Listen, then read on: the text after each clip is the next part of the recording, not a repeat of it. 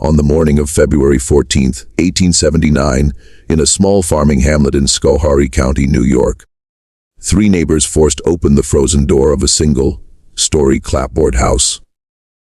Inside, they discovered something that three separate physicians, two county coroners, and a professor of medicine from Albany would spend the rest of their lives refusing to explain. A 26-year-old woman had been reduced from the shoulders downward to a fine gray-ash choy music, choy, that held the exact shape of her body against the floorboards. Her head, her left forearm, and one stockinged foot remained entirely untouched. The chair in which she had been sitting was barely scorched. The wooden floor beneath her carried a dark oval stain, no larger than a serving platter, and not a single curtain, not a single book, and not the oil lamp 3 feet from her elbow had caught fire. Her name was Ruth Payne.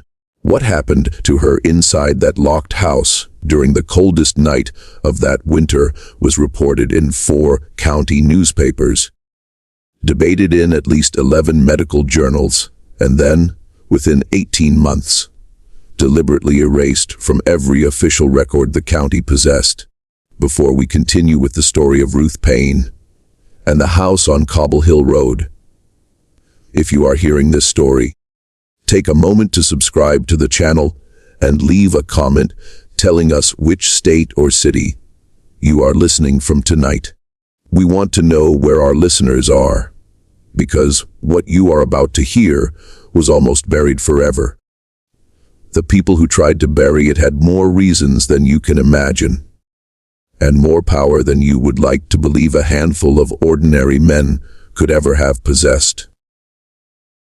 To understand what happened to Ruth Payne, you first have to understand the place she lived in, because the place itself is a kind of character in this story, and without it, nothing that followed would make any sense at all. Schoharie County, in the late 1870s, was a patchwork of Dutch stone houses and Yankee clapboard farms tucked into the folded hills west of Albany. A country of long valleys and short tempers, where German Palatine families, who had arrived 150 years earlier, still spoke a rough, low dialect at home, and English only in church and at the market. The land was old for America, settled before the Revolution, cleared of its oak and hickory by the grandfathers of the men now farming it. In many places, the stone walls that marked the edges of the pastures were already sinking back into the earth. The county seat was a sleepy town of shops, a courthouse, and a dairy exchange. But the hamlet where Ruth lived, a cluster of 7 houses and a Methodist chapel known locally as Cobble Hollow, was not even on most maps. It sat at the end of a wagon road that became impassable between December and March. In the winter, the only way out was a sled track that cut north across the frozen brook toward the mill at Break-a-Bean. Cobble Hollow was the kind of place where a family could vanish into the snow, and nobody in the county offices would notice for a month, and where the people who lived there had long ago learned to prefer it that way. The winter of 1878 into 1879 was, by every account kept at the time, the worst winter in 40 years. The thermometer at the Break-a-Bean post office recorded 28 degrees below zero on the night Ruth Payne died. The snow had been falling off and on since the first week of November. The drifts against the north side of the chapel stood taller than a man, and the roof of the Schoharie farm had collapsed under the weight of them in early January. Children were not sent to the one-room school for weeks at a time. Old men died in their sleep and were stored, wrapped in canvas, in the cold parlors of their houses until the ground thawed enough to bury them. It was a winter that music pressed down on the hamlet like the palm of a great hand. The people who lived through it would speak of it decades later, as if it had been a single long night from which no one fully woke. Ruth had come to Cobble Hollow 3 years earlier as a young bride.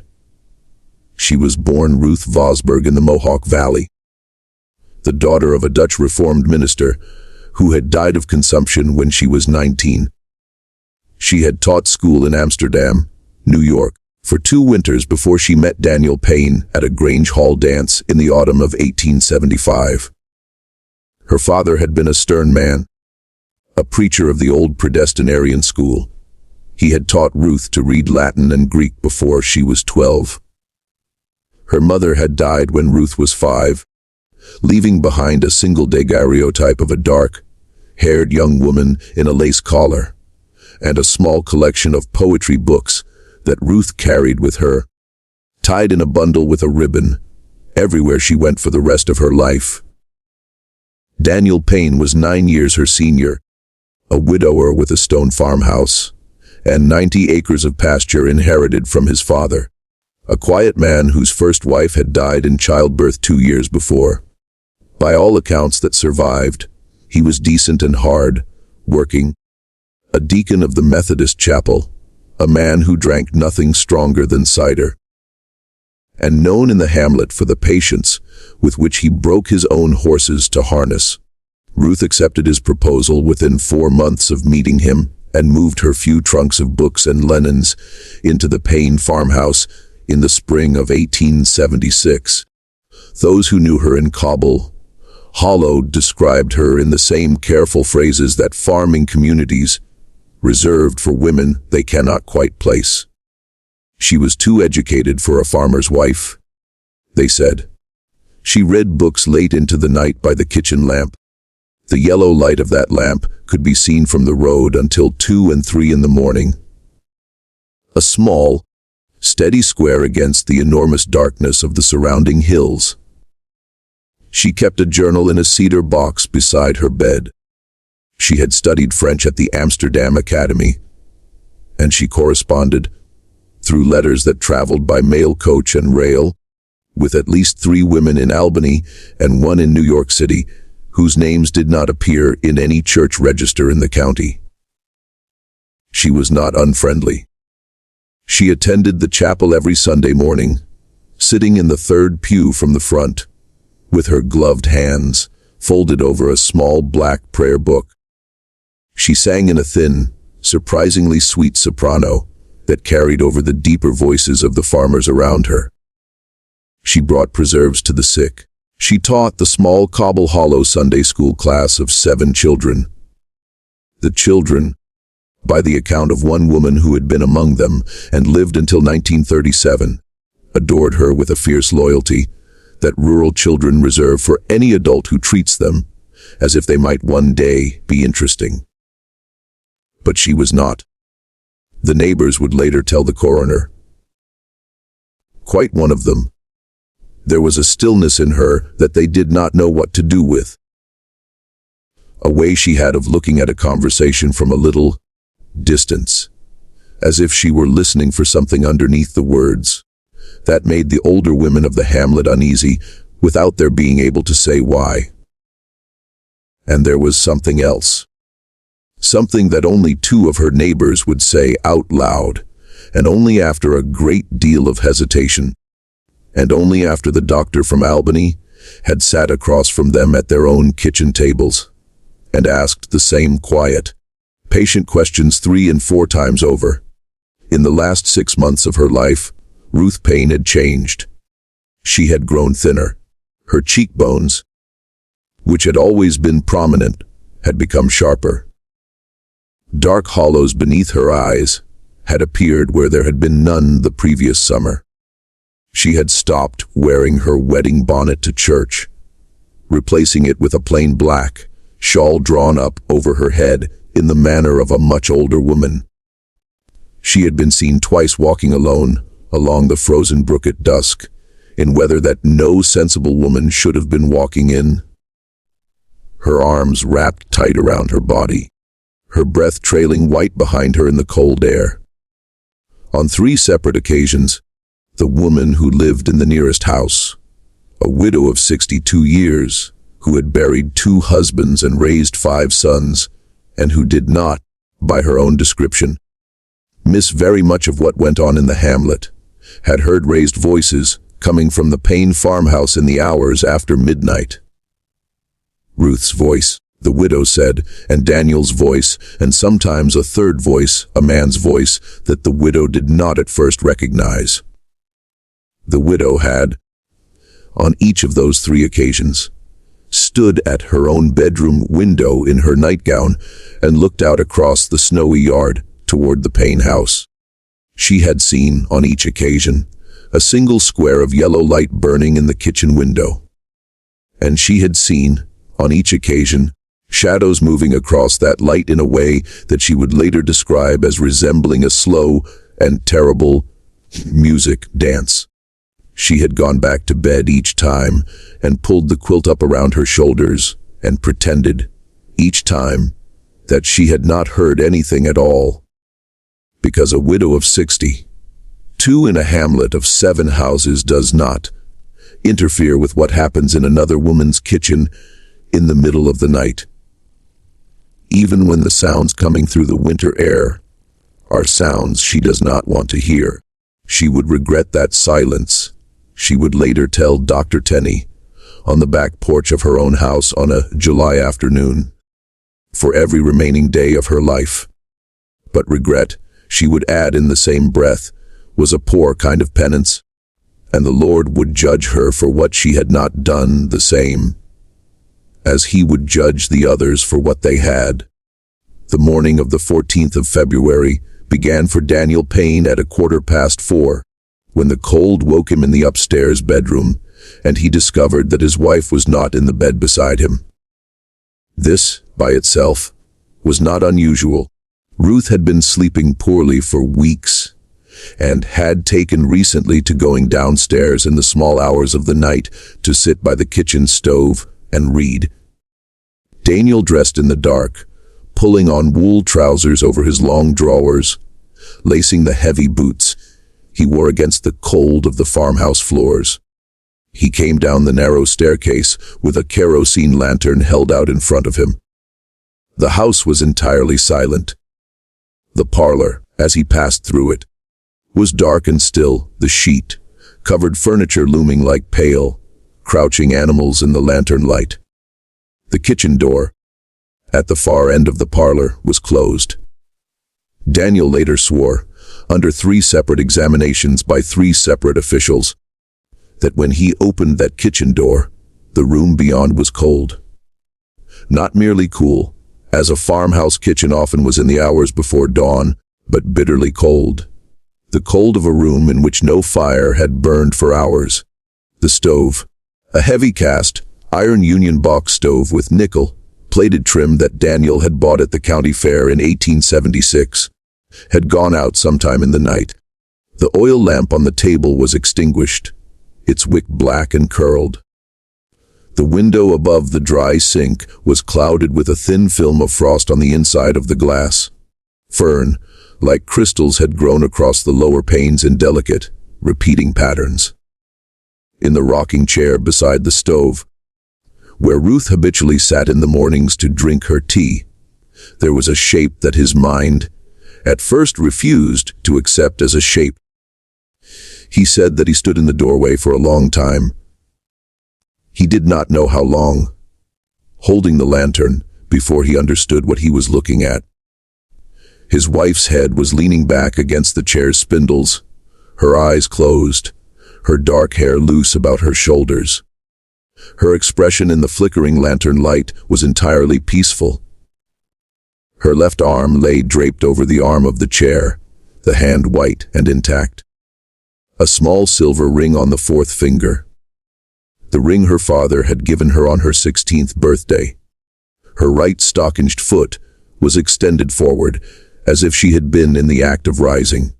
And everything else, everything between the base of her neck and her ankles, was gone. In its place, filling the seat of the rocking chair, and spreading across the floorboards in a neat oval that the coroner would later record as 31 inches by 19 inches, was a deposit of fine pale gray ash. The ash held at its center the unmistakable curve of a rib cage, the suggestion of a pelvis, the bent line of a femur. It was, Daniel said, as if his wife had been poured into the chair, and the chair had kept the shape. He did not scream. He did not run. He stood, he said, for what felt like a very long time. Then he turned around, walked back through the front parlor, opened the front door, and walked the 3/4 of a mile through the knee-deep snow to the house of Widow Brewer. He asked her, in a voice she described as utterly calm, if she would be so good as to come and look at something. The widow came. She was not a woman who required much persuading when a neighbor appeared at her door before dawn. She brought with her the hired man from the adjoining farm, a Palatine German named Jost Kieserich, who had been awake in the barn already, milking his cows by lantern light. Jost brought his younger brother, Hendrik, who rode the sled track north to Breakabin to fetch the doctor. By 10 in the morning, 4 men and the widow were standing in the Payne kitchen, and none of them could speak. The kitchen by daylight was almost ordinary. A square room, perhaps 14 feet on a side, with a plank floor worn smooth by 3 generations of Payne feet, a large pine table in the center, a dry sink against the east wall, a cupboard against the north wall containing the household's modest collection of dishes, and the cast iron stove against the south wall, its belly still cold, its door closed, the small brass draft lever at its base still open to the position Ruth must have set it to before she fell asleep. Above the stove, on a wooden rack, hung a row of copper pans polished to a dull shine. Beneath the window, curtained with unbleached muslin, stood the rocking chair. And in the rocking chair was what was left of Ruth Payne. Dr. Hendrik van Duzen, who had arrived from Breakabin just after 9, was a country physician of 54 years, a graduate of the Fairfield Medical College in central New York. A man who had delivered perhaps 400 babies, set perhaps 1,000 broken bones, and signed perhaps 600 death certificates in his career. He had seen, he believed, every way that a human being could die in Schoharie County. He had not seen this. The stove, he would note in his report that afternoon in careful pencil, was stone cold to the touch. He laid his hand on the top of it for a full minute to be certain. The floor around the oval of ash was unburned. The wooden arms of the rocking chair were scorched only where they would have been in contact with the body, and the scorching was shallow, not more than hen music 1/8 of an inch deep, as if someone had passed a hot iron lightly over the wood and then taken it away. The curtain at the window 2 feet from the chair was intact. A stack of kindling in the wood box beside the stove 3 feet from the chair was intact. A folded copy of the previous week's Schoharie Republican on the table 4 feet from the chair was intact. The doctor was able to read the headline about a proposed extension of the railroad to Combustion without turning the paper over. Ruth Payne's head, hair, face, and eyelashes were, the doctor wrote in the careful hand of a man trying very hard not to commit himself to any conclusion he could not defend, perfectly preserved, as if she had fallen asleep in her chair and never woken up. There was no grimace of pain. There was no soot on her cheeks. The small silver cross she wore on a chain around her neck had fallen back into the neckline of her nightdress. What was left of it? And the chain was intact and bright. The temperature required to reduce a human torso to calcined ash is not a matter of medical opinion. It is a matter of physics. A cremation furnace in the year 1879 operated at a minimum of 400 degrees Fahrenheit and required between 2 and 3 hours of sustained directed heat to reduce a body to the condition in which Ruth Payne had been found. No fire of that intensity could have burned within 3 feet of unscorched wood. No fire of that duration could have left her face and hair untouched. And no fire known to medical science in the winter of 1879 could have confined itself so precisely to the soft tissue of a single human trunk. The doctor closed his notebook. The widow crossed herself in the Catholic manner, though she was a lifelong Methodist, and only afterwards realized that she had done it. Jos Kieserick, who had fought at Gettysburg as a boy of 19 and had seen men burned in the aftermath of that battle, walked outside into the snow and was sick against the side of the barn. When he came back inside, his face was gray, and he did not meet anyone's eye. There was a discussion that afternoon among the men in the kitchen. Dr. Van Dusen wanted to send for the county sheriff. Jos Kieserick, whose English was rough but whose judgment was sound, agreed. Daniel Payne, sitting on a stool in the corner of the kitchen with his hands folded between his knees and his eyes fixed on the floor, said quietly that he did not want his wife's body, what was left of her, to become a public spectacle. He said she had been a modest woman. He said she would not have wanted to be stared at. He said, in the same quiet voice, that he believed the affliction that had taken her was an affliction of a nature, a medical accident of a rare and terrible kind, music, and that the proper authority to consult was not the sheriff, but the coroner, and that the coroner could make his determination without the presence of curious neighbors. Dr. Van Dusen, who had watched Daniel closely through this speech, later wrote in a private letter to a colleague in Utica that he had never, in 30 years of country practice, seen a recently widowed man speak about his wife's remains with such precise and premeditated calm.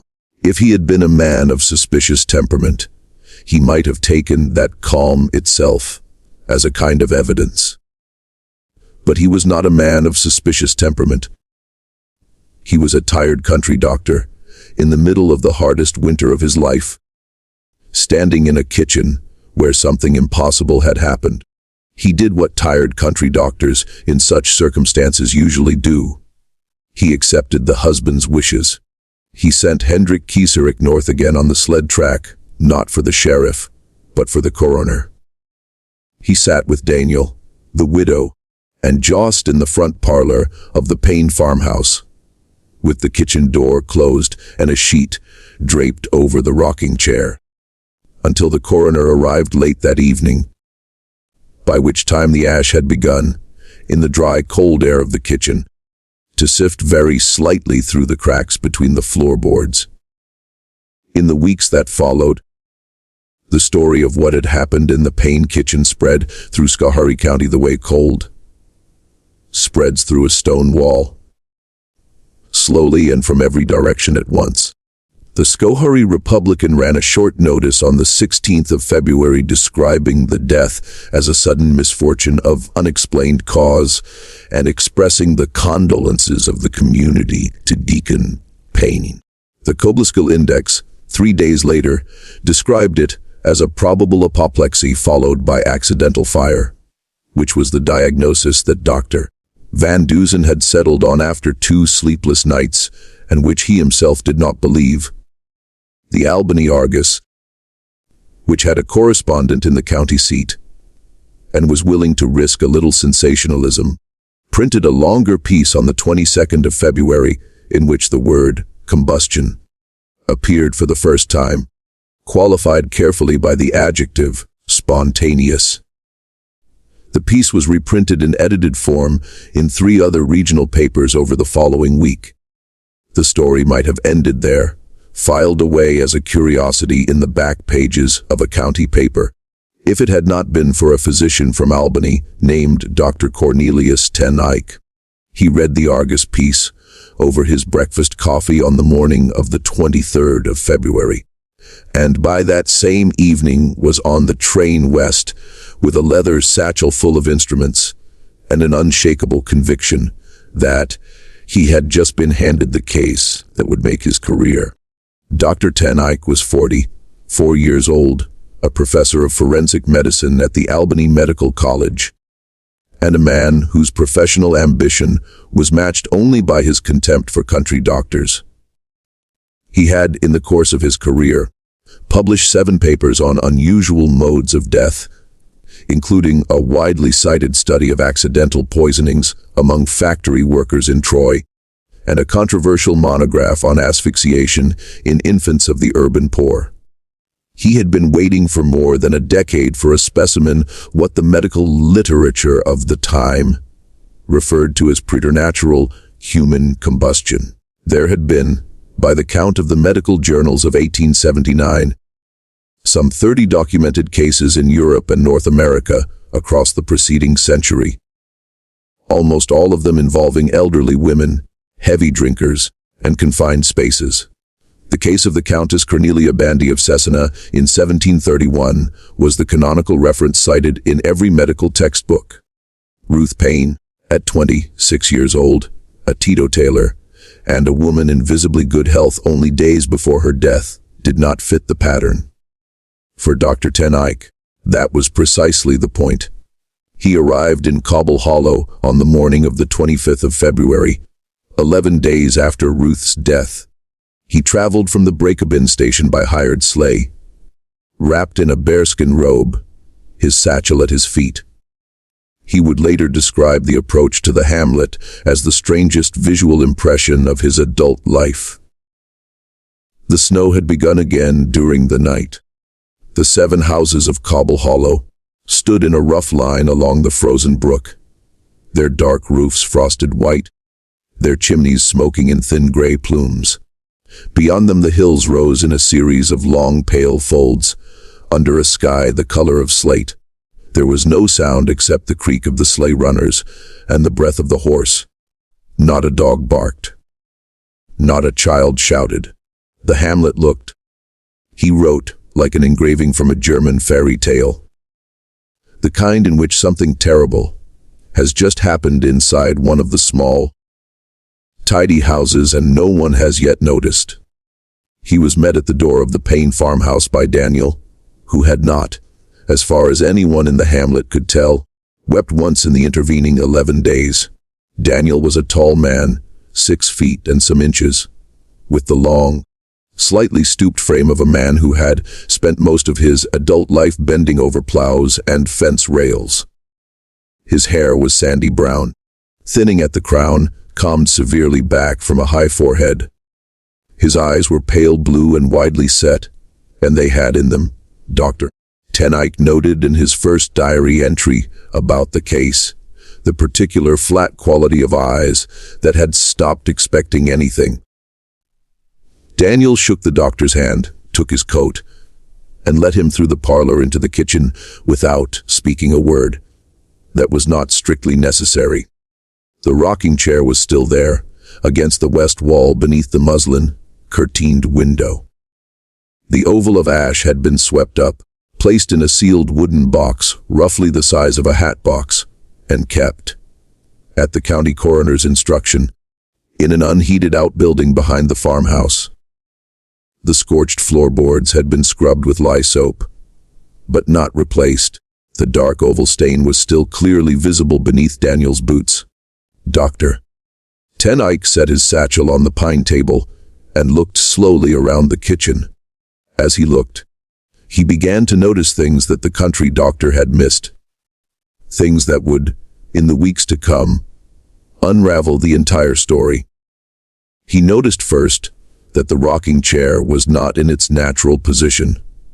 It had been moved at some point before Ruth's death, perhaps 3 feet forward from the wall, into an open area of the kitchen, where there was no obvious reason for anyone to have placed it.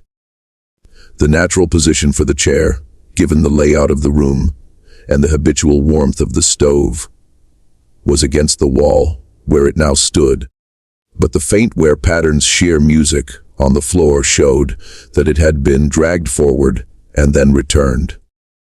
He noticed that the cupboard directly behind the chair, a tall pine cupboard with 2 upper doors and 2 lower doors, contained in its lower compartment a set of ceramic jugs that were, when he opened the door and lifted one, far lighter than they had any right to be. Daniel, when asked what had been in them, said that they had held coal oil for the lamps, but that he had used up the supply during the long nights of the winter. Dr. Ten Eyck, who had counted the jugs and noted their combined capacity, did not say what he was thinking. He noticed that the floor beneath the rocking chair, where the scorched oval stain was not at the center of the kitchen, but offset, pushed away from the stove and toward the window. He noticed that the rag rug, which had always, according to the widow brewer's later testimony, lain under the rocking chair, had disappeared sometime in the past several months and had not been replaced. He noticed that the small pedestal table that had always stood beside the rocking chair, the table on which Ruth kept her tea and her book, was also missing. Daniel said music he had broken it up for kindling. In a winter as hard as that one, no one found this remarkable. Dr. Ten Eyck made a small careful note in his pocketbook and said nothing. Dr. Ten Eyck, over the course of the next 3 days, measured every surface in the kitchen, collected samples of the ash, interviewed Daniel, the widow brewer, Jost Kieserik, and the minister of the Methodist chapel. He rode the sled track into Breakabin to examine the house, where Ruth had grown up before her marriage, and he spent an afternoon in the small records office at the county seat examining the deed books, the tax rolls, and the marriage register for the past 10 years. What he found, and what he wrote in the unpublished notebook that survived him and was purchased 61 years later by a private collector in Cooperstown, has never been reproduced in any medical journal.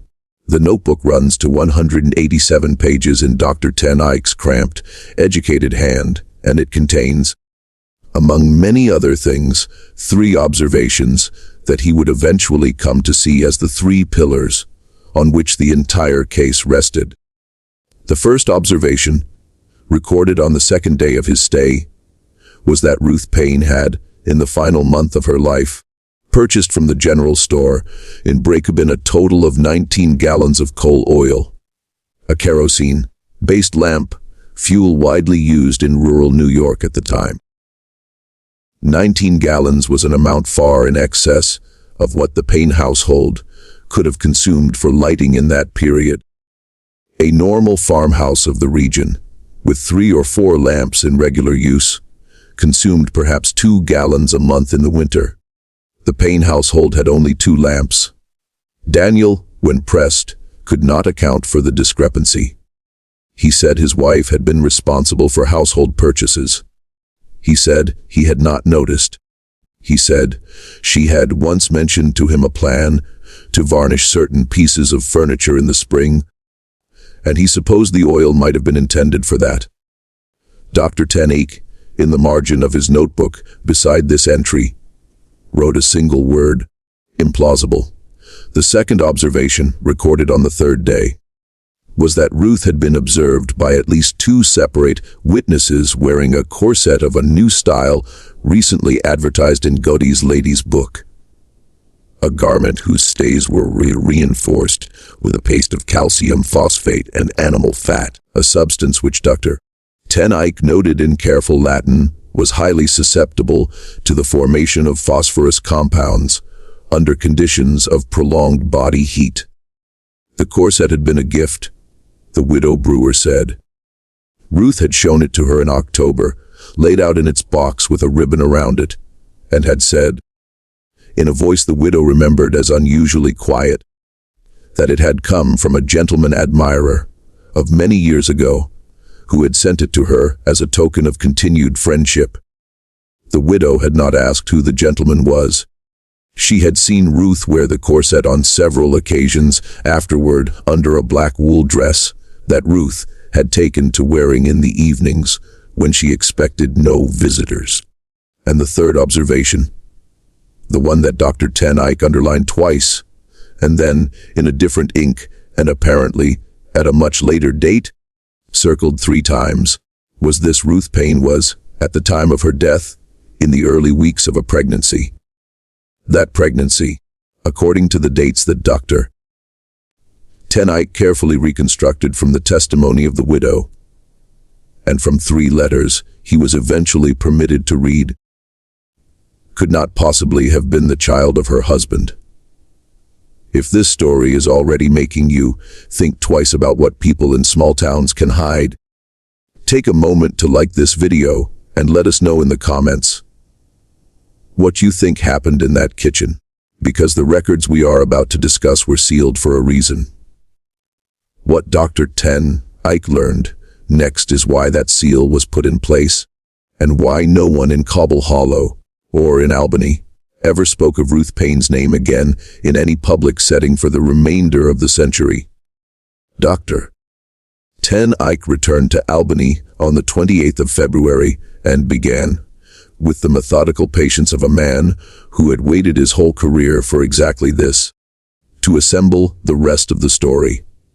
He wrote letters to every address in the bundle of correspondence Daniel had grudgingly allowed him to examine. He interviewed, over the course of the next 4 months, every person in the Mohawk Valley who had known Ruth Vosburgh before her marriage. He traveled twice to New York City to consult with a colleague at the Bellevue Hospital Medical College on the chemistry of slow combustion. He spent a week in the Public Records Office of Albany County. He sent a young assistant to copy out from the dusty ledgers of a small printing shop on State Street every name that could be recovered from the account books of a certain quarterly publication that had been printed there between 1870 and 1875. By the end of the summer of 1879, he had constructed a picture of Ruth Payne's life that was, to anyone who had known only the quiet minister's daughter and dutiful farmer's wife of Cobble Hollow, almost entirely unrecognizable. Ruth Vosburgh, before her marriage, had been a member of a small and discreet society in Albany that met in the back rooms of that same printing shop on State Street, and that described itself in the letters Dr. Ten Eyck was permitted to copy as a circle for the advancement of rational womanhood. The circle was composed of teachers, a handful of unmarried daughters of merchant families, 2 journalists, and 1 physician, a woman named Dr. Harriet D. Forrest, who had taken her medical degree in Geneva, Switzerland, some 20 years earlier, and who practiced, without a license from the state of New York, in a consulting room above a milliner's shop on Broadway. The circle read the works of Frances Wright and Margaret Fuller. They corresponded with a similar society in Boston, and with a smaller group in Rochester, associated with the memory of the suffragist movement. They produced on a small hand press in the back room of the printing shop a quarterly pamphlet called The Reasoned Voice, of which no complete run survives in any public library, in ways that the surviving letters only hint at.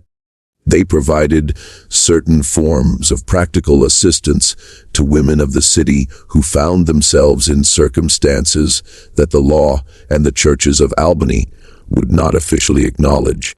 What exactly those forms of assistance were, Dr. Ten Eyck was careful not to set down in writing, even in his private notebook.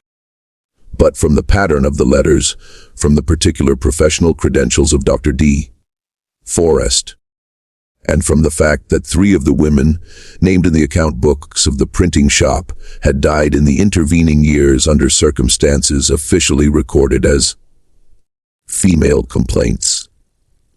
Any reader of the notebook who understands the medical realities of the 1870s can draw his own conclusions. Ruth had left this society abruptly and without explanation in the autumn tea music of 1875. Within weeks of meeting Daniel Payne at the Grange Hall dance. She had, Dr. Ten Eyck came to believe, left because she had been seen at a meeting of the circle by a man who had recognized her and who had threatened, in some manner that the surviving letters do not make entirely explicit, to expose her. Who that man was, Dr. Ten Eyck could not at first determine, but one of the letters he obtained, written to Ruth by Dr. D. Forrest in November of 1878, 3 months before Ruth's death, contained a single sentence that would eventually lead him to the answer. The sentence read in its entirety, "I fear, dear Ruth, that the gentleman from Cobble Hollow has not forgotten you. If he should come to the house on Broadway again, I cannot promise that I will be able to send him away a second time." The gentleman from Cobble Hollow was not Daniel Payne. Daniel Payne, at the time the letter was written, had never been to Albany in his life. The gentleman from Cobble Hollow was, as Dr. 10-8 confirmed through N-Music, the laborious process of tracing property deeds and court records in the Schoharie County archive, and cross-checking them against the commercial directory of the city of Albany, a man named Augustus Voorhees, 48 years old, a textile merchant who owned a substantial summer house 3 miles from the Payne farm, and who spent the months of June through September in the hamlet every year. Augustus Music Voorhees was a man of considerable local reputation, the third generation of a Dutch mercantile family that had been trading wool and cotton out of Albany since before the War of 1812. A member of the Albany Chamber of Commerce, a trustee of 2 banks, a communicant of the Second Reformed Church, and the owner of a 4-story brick house on Washington Avenue in the better part of the city, married to a woman of fragile health who rarely left the Washington Avenue house. 3 grown daughters, all married to respectable men. By every measurable standard of the 1870s, a man of unblemished public character. He was also, and this was the detail that made Dr. 10-8 set down his pen and sit for a long time staring out of the window of his study in Albany on the evening of the 2nd of July, 1879, the uncle of Daniel Payne's first wife. The man who had introduced Daniel to his first wife 12 years earlier at a family picnic at his summer house in Cobble Hollow. The man who had paid out of his own pocket for the carved marble headstone that stood in the Cobble Hollow churchyard over the grave of that first wife. The man who had, by the testimony of the widow Brewer, when Dr. 10-8 pressed her a second time, plain as day, been seen entering the Payne farmhouse on at least 4 occasions during the summer and autumn of 1878. Always while Daniel was out in the far pasture. Always staying for more than an hour, and always leaving without speaking to anyone in the hamlet. The man whose voice the widow would eventually confess to Dr. 10-8 in a whispered conversation on the back porch of her house on the afternoon of the 15th of July, 1879, she had recognized as the third voice raised in argument in the Payne farmhouse in the small hours of the night. 3 times in the final months of Ruth's life. Dr. 10-8 was not by temperament a man who jumped to conclusions. He spent the autumn of 1879 assembling what he had learned into a careful scientific monograph, intending to present it before the Albany Academy of Medicine in January of the following year. The monograph argued, with great care and an abundance of chemical diagrams, that Ruth Payne had died of a rare but not unprecedented conjunction of physiological and environmental circumstances. It proposed that the calcium phosphate in her corset stays, warmed by prolonged body heat and by the vapors of the 19 gallons of coal oil that had been stored, he had discovered in the course of his investigation, in a cupboard directly behind her chair, had undergone a slow chemical transformation, producing small quantities of white phosphorus. It proposed that this phosphorus ignited, either by a stray ember from the stove or by a momentary frictional spark from her own movement in the chair, initiating a slow combustion confined to the fatty tissues of her torso, a process similar to what was then known among undertakers as the wick effect. It proposed, in its final pages and with considerable delicacy, that the unusually low body temperature of a woman in the first weeks of pregnancy, combined with the unusually low ambient temperature of that February night, had somehow permitted the combustion to proceed without igniting the surrounding materials. It was, in its way, a remarkable piece of work. It was also, by the standards of any modern forensic pathologist, almost entirely wrong. Dr. Tenike, in the last weeks of 1879, was beginning to suspect as much himself, because in the course of writing the monograph, he had returned to Cobble Hollow one final time on the 12th of December, 1879, nearly 10 months after Ruth's death, and he had interviewed for 2 hours in the back parlor of the widow brewer's house a hired girl named Margit Kessinger, the 15-year-old niece of Jost Kessinger, who had worked in the Payne kitchen 3 days a week throughout the autumn of 1878. Margit was a slight, dark-haired girl who spoke English only haltingly, and who had refused, through the widow, to speak to Dr. Van Dusen in February, and who had refused to speak to Dr. Tenike on either of his previous visits. She had changed her mind, she told the widow, because she had begun to have dreams. In the dreams, she said, she was standing in the snow outside the Payne farmhouse, and Ruth Payne was looking at her through the kitchen window. Ruth Payne was trying to tell her something, and Margit could not hear. The dreams came every night, Margit said. She had not slept through a night since the early summer. She was losing weight. Her mother, who did not know the reason, had begun to fear for her health. Margit said she had decided to speak, finally, because she believed that if she did not speak, the dreams would kill her the way the silence of the hamlet had killed Ruth Payne. What Margit told him, in low Palatine German that the widow translated sentence by sentence, changed everything. Margit said that, on the evening of the 13th of February, the night before Ruth was found dead, she had been sent to the Payne farmhouse at dusk to deliver a jar of preserves from her aunt. It had been snowing lightly. The last of the daylight had been going out of the sky, and the path between the houses had been trackless. Margit had taken almost half an hour to cover a distance that would normally have taken her 10 minutes. She had knocked at the front door of the Payne farmhouse, and no one had answered. She had waited. She had knocked again, more loudly. Her knuckles stinging in the cold, she had thought she heard, through the heavy door, the sound of a man's voice speaking sharply in the kitchen. But she could not be sure. She knocked again, and no one came to the door. She had walked around the side of the house to the kitchen window, intending to leave the jar on the porch where Mrs. Payne would see it in the morning. Through the kitchen window, the window above the dry sink, whose curtain on that evening was drawn back rather than closed, Margit had seen 3 people inside. Ruth Payne had been sitting in the rocking chair. Daniel Payne had been standing by the stove with his back to her, his broad shoulders hunched, his arms folded tight across his chest, in the posture, Margit said, of a man who is making himself stand still.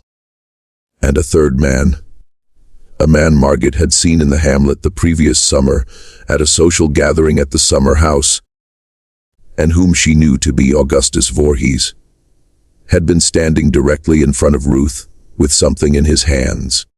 Margit said she could not see clearly what the thing in his hands was, only that it was small and dark, and that Augustus Voorhees had been leaning forward, speaking to Ruth in a voice too low to hear through the glass. Ruth had been looking up at him. Her dark hair had been loose around her shoulders. Her hands had been folded in her lap. Ruth's face, Margit said, had worn an expression that Margit had never seen on a grown woman's face before. An expression that Margit, fumbling for the word in her 2 poor languages, described in the end as the look of a rabbit that has just understood the snare. The 3 figures, Margit said, had held that tableau for several seconds. Then Augustus Voorhees had reached out with one hand and taken hold of Ruth's wrist. Ruth had not pulled away, and Daniel had not turned around. Augustus Voorhees had spoken a single word. Margit thought in a harder and louder voice than before, though the glass had muffled it, and Ruth had nodded once and closed her eyes. Margit had run back to her aunt's house without leaving the preserves. The jar was later found frozen solid in a snowdrift at the edge of the Payne property, where Margit had dropped it in her flight. She said she had not told anyone, not even her aunt, because Augustus Voorhees had once given her father a loan during a bad harvest year that her father had not yet repaid, and because a girl of 15 in Cobble Hollow in 1878 did not accuse a wealthy merchant from Albany of anything. She said she was telling him now, the doctor from the city, because she could not sleep, and because the face she had seen through the kitchen window had become the face she saw behind her own eyelids every night. And because she believed, though she could not prove it, and did not expect the doctor to believe her, that whatever had happened in that kitchen after she ran away had not been an accident, and had not been a natural thing, and had not been anything that the chemistry in the doctor's books would ever be able to explain. Just when we thought we'd understood what happened to Ruth Payne, the horror in Cobble Hollow begins to take a different shape entirely. If this story is holding you in its grip, share this video with someone who loves the darker corners of American history. Hit that like button to support what we do here, and subscribe to the channel so you never miss a story like this one. Then let us follow Dr. Tennick into the last act of this tragedy, because what he did with what Margit told him is perhaps the most disturbing part of the entire case, and the part that for more than a century no one was willing to put on the public record.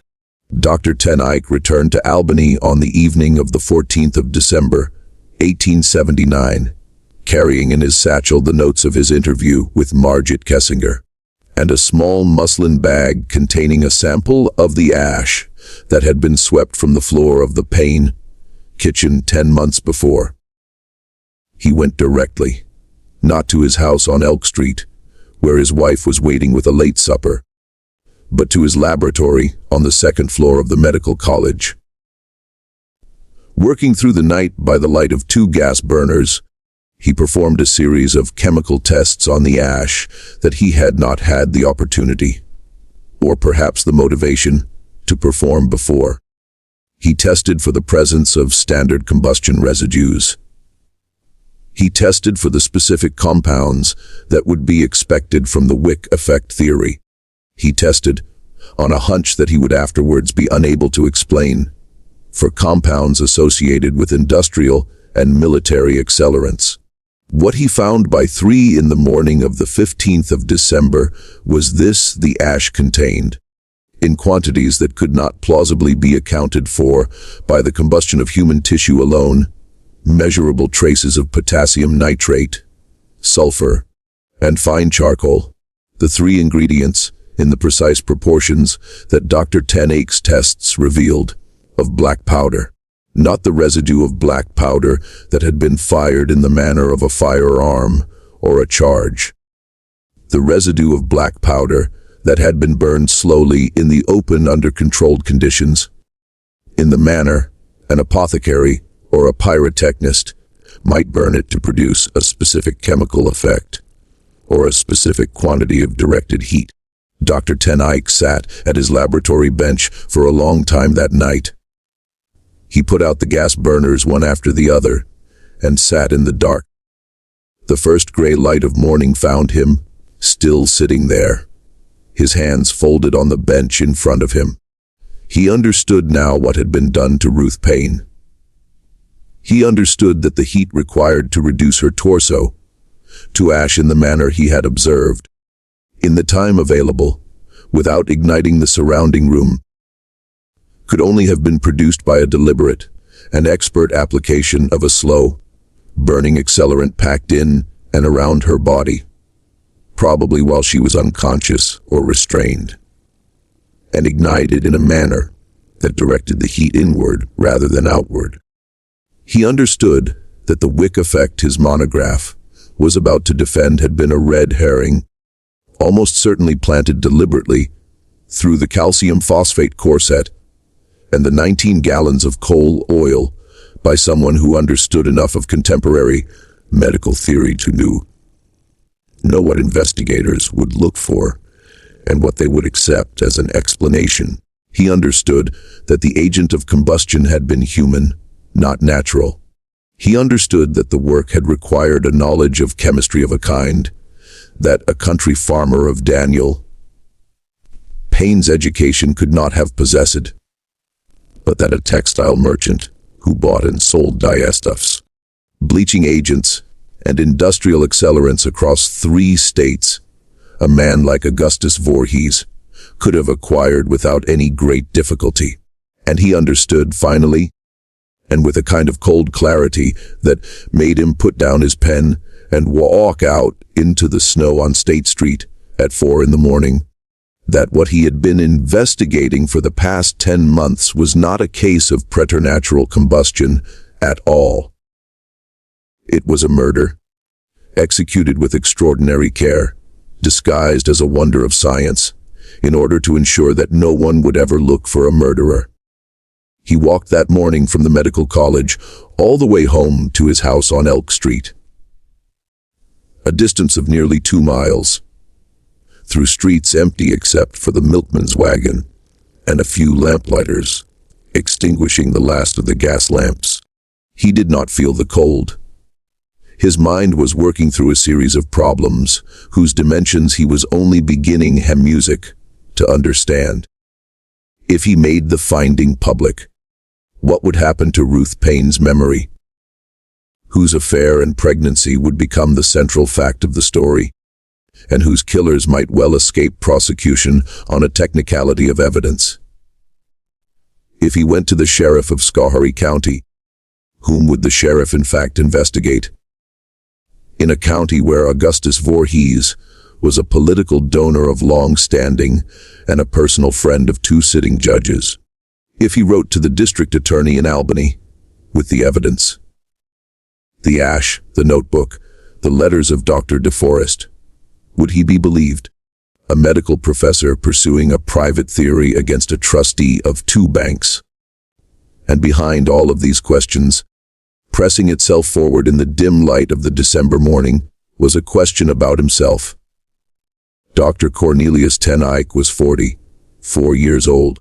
His career had, until this case, been solid but not brilliant.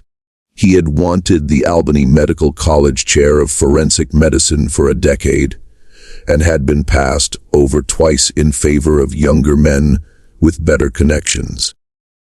He had 3 children in school whose fees strained his resources. He had an ailing mother in Schenectady whose care he was quietly paying for. He was a man with a family, a reputation, and a mortgage. He was about to attempt to bring a criminal prosecution against a man who could, with a single letter on the right stationery, destroy every one of those things without leaving any visible fingerprints. What Dr. Ten Eyck did next is the part of this story that has been debated by the few scholars who have ever known enough about the case to debate anything for nearly a century and a half. He did not go to the sheriff of Schoharie County. He did not publish his findings. He did not, as far as any record shows, speak of them to another living soul, not to his wife, not to his colleagues at the medical college, not to the young assistant who had helped him prepare the chemical tests, and who would afterwards be sent away on an unexpected teaching assignment in Binghamton. He did, on the morning of the 17th of December, 1879, write a letter to Augustus Voorhees at his residence in Cobble Hollow. The letter itself has not survived, though Dr. Ten Eyck made reference to it, obliquely in a single line of his notebook, dated the 17th of December. The line reads only, "Letter sent to A.V. at the Hamlet. Certain matters laid before him in confidence. Response awaited." But the reply that Augustus Voorhees wrote 3 days later, On the 20th of December, on heavy cream letterhead from the Voorhees Textile Company of Albany, was found folded carefully into the back, Shemusic of Dr. Ten Eyck's private notebook 61 years later, when the notebook was purchased at auction. The reply is 11 lines long. It thanks Dr. Ten Eyck for his discretion. It expresses confidence that the doctor understands the painful necessity of certain private arrangements in cases where the reputations of families, the stability of communities, and the honor of the deceased herself are at stake. It promises, in language so courteous, that it takes a moment to understand what it is promising. That Dr. Ten Eyck's advancement within the medical profession of the state of New York will henceforth be assured. It mentions, as if in passing and almost as an afterthought, that a vacancy has recently opened on the Board of Trustees of the Albany Medical College, and that the board has been considering candidates of suitable distinction. It states that the writer's own modest influence with two of the sitting trustees would, should the doctor find himself inclined to accept such a position, be placed entirely at the doctor's disposal. It closes with the warm regards and high esteem of a loyal friend who looks forward sincerely to their next meeting. Dr. Ten Eyck did not attend the meeting of the Albany Academy of Medicine in January of 1880.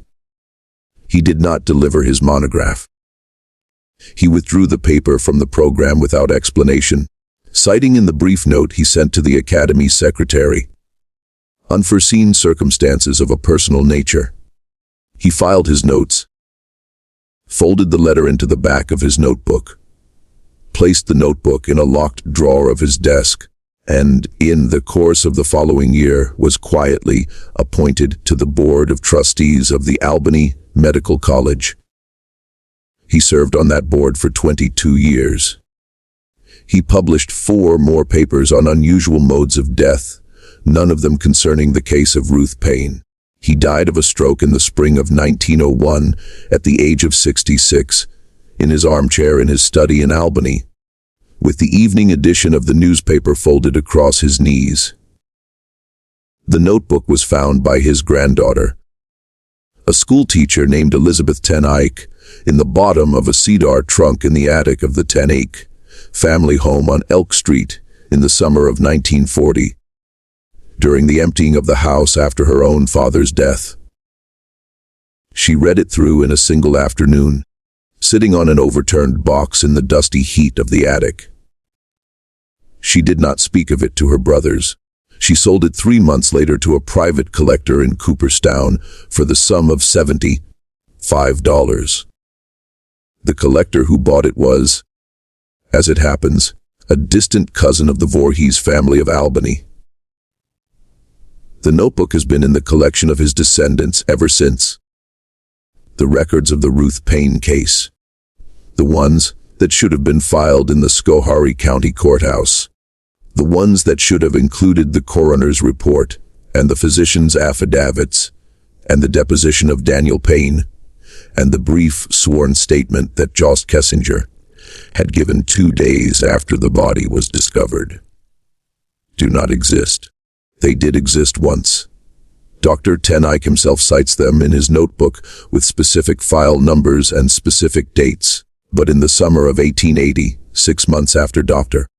Ten Eyck received his appointment to the Medical College Board, the Schoharie County Courthouse suffered a small fire in its basement archive.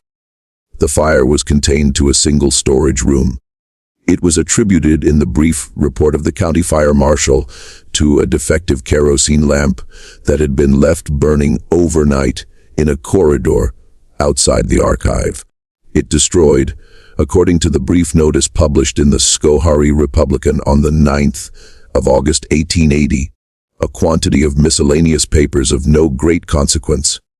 The papers included, among others, the entire coroner's file for the month of February 1879. They also included the entire docket of property transactions involving the Voorhees family for the years 1877 through 1879, the marriage register for the Combustion, Hollow Methodist Chapel for the same period, and the complete run of local tax assessments on the Payne farm for the 5 years preceding Ruth's death.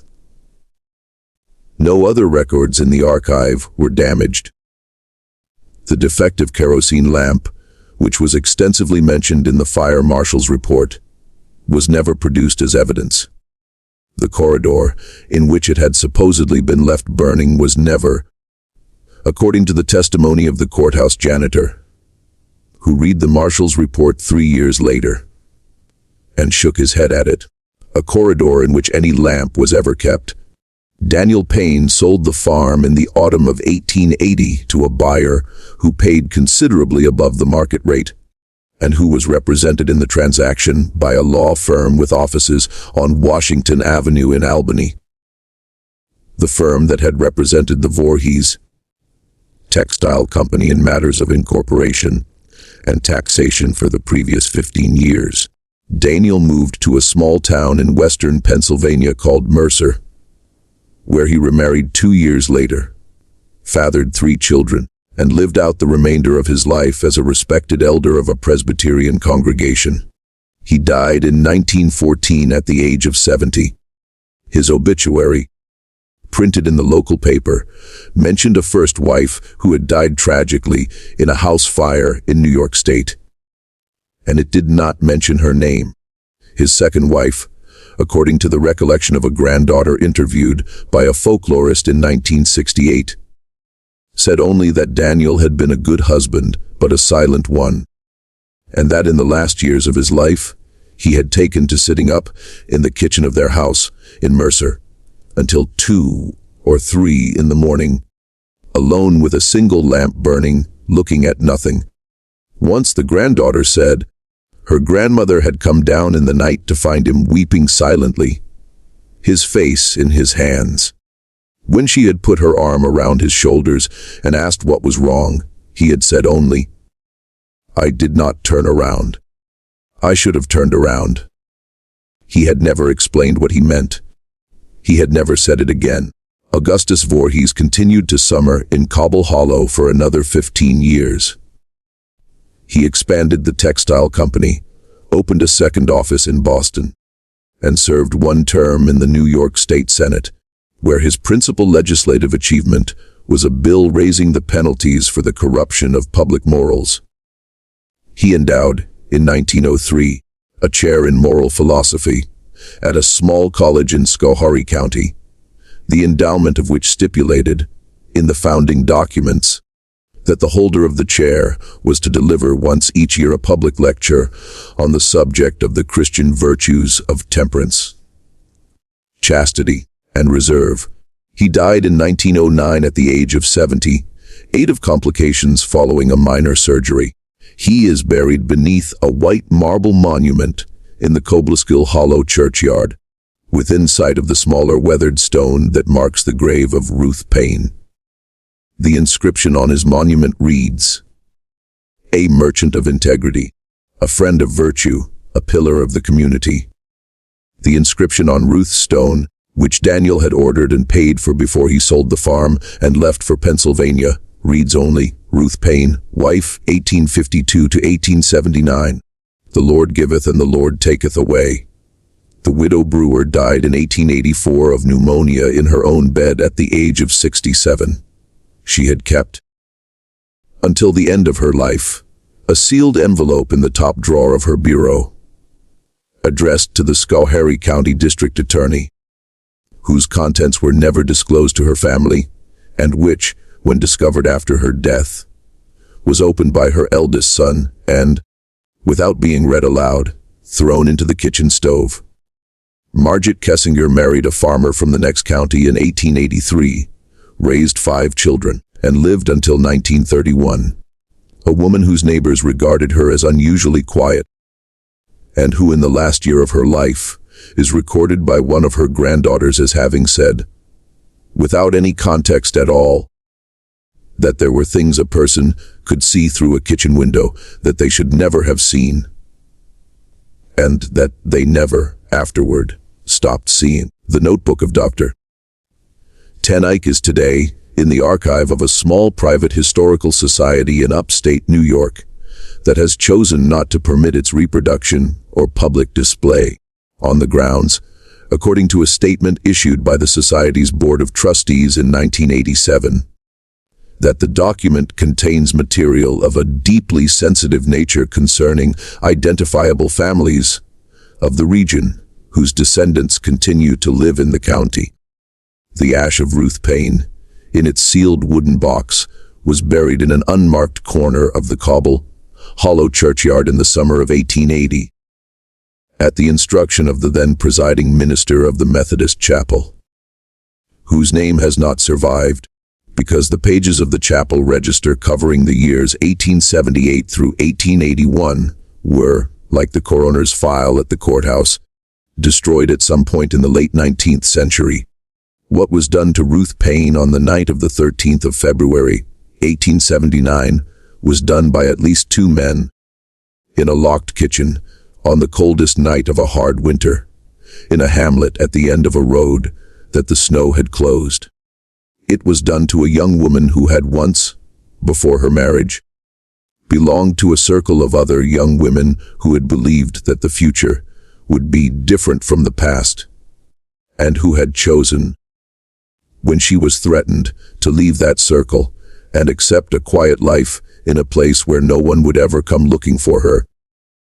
It was done, almost certainly, because she was pregnant with a child that was not her husband's, and because the father of that child was a man who could not afford, at the age of 48 and with a sick wife on Washington Avenue, 3 married daughters, and a reputation built over 3 generations of careful Dutch commerce, to have the fact known.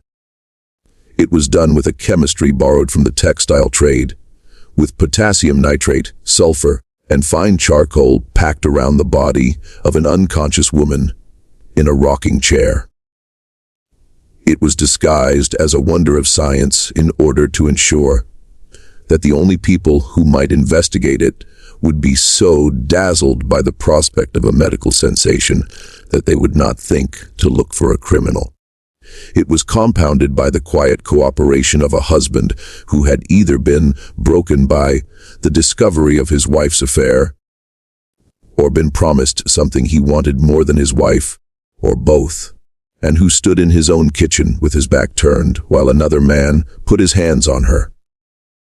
It was concealed, finally, by the purchase of the conscience of one ambitious physician, by a small convenient fire in a basement archive, and by the slow, numb, patient passage of 147 years of forgetting. This story shows us that the most terrible things that have happened in this country have not been done by monsters from beyond the edge of the world. They have been done by ordinary men in ordinary rooms, in ordinary towns, protected by the ordinary silences of the people around them, and hidden, finally, by the willingness of history to let certain names, certain places, and certain women be quietly erased from the record. Science cannot explain what happened to Ruth Payne. Not because what happened to her was outside the laws of nature, but because the science of her time was used, deliberately and with great skill, to cover the tracks of what had been done to her. The men who killed her understood chemistry better than the doctor who tried to save her memory. The men who protected them understood the price of a conscience better than the men whose consciences were for sale. The community around them understood, with the terrible practical wisdom of small places, that there are questions it is better for everyone concerned never to ask aloud. What do you think of this story? Do you believe everything has truly been revealed? Or do you think there are still details, still names, still letters in trunks and journals in cedar boxes, waiting to be found in some attic in upstate New York, by some granddaughter who will, this time, refuse to sell? Leave your comment below. Tell us what you think Daniel Payne was doing in that kitchen, and whether you believe he knew, and whether you believe there is any forgiveness for a man who stands with his back turned, while someone puts their hands on his wife. If this tale has helped you, subscribe to the channel. Turn on the notification bell so you never miss what we uncover next. Share this video with someone who understands that the darkest history is not the history we were taught in school, but the history that someone, somewhere, once went to very great trouble to ensure we would never hear. See you in the next video.